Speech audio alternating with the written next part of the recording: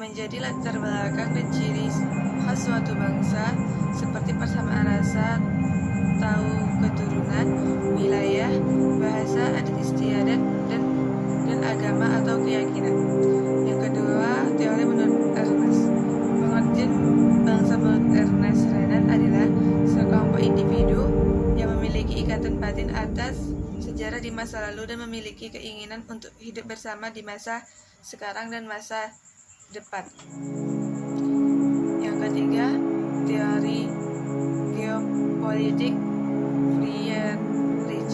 Ia menyatakan bangsa berbudaya akan membutuhkan sumber daya manusia yang tinggi dan akhirnya mendesak wilayah primitif bangsa. Yang keempat, negara.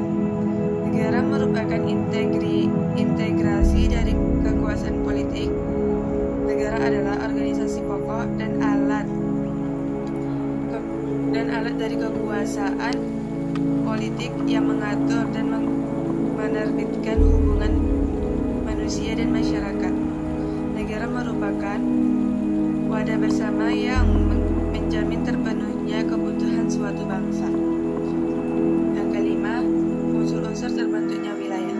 Yang pertama, rakyat. Yang kedua, memiliki wilayah. Yang ketiga, pemerintah yang berdaulat dan mendapatkan pengakuan dari negara lain. Yang kelima, negara lain.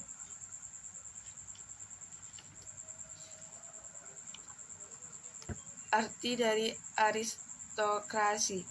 Aristokrasi adalah bentuk pemerintahan di mana kekuasaan berada di tangan kelompok kecil yang mendapat keistimewaan atau kelas yang berkuasa. Yang kedua, arti dari timokrasi. Timokrasi adalah bentuk sistem pemerintahan di mana kondisi ideal tertinggi dan prinsip yang digunakan sebagai pengatur pemerintah negara adalah rasa cinta dan kehormatan, kemuliaan dan penghargaan. Yang ketiga, arti oligarki. Oligarki adalah bentuk struktur kekuasaan di mana kekuasaan berada di tangan segelintir orang-orang. Orang-orang ini mungkin atau mungkin tidak dibedakan oleh satu atau beberapa karakteristik pendidikan atau kontrol perusahaan, agama, politik, atau militer. Yang keempat, arti demokrasi. Demokrasi atau kerakyatan adalah bentuk pemerintahan yang keputusan penting, baik secara langsung atau tidak langsung didasarkan pada kesepakatan mayoritas yang diberikan secara bebas dari masyarakat dewasa.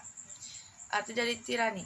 Tirani adalah seorang yang memegang suatu bentuk pemerintahan dengan kepentingan pribadi yang disebut dengan sistem pemerintahan tirani. Sekian, wassalamualaikum warahmatullahi wabarakatuh.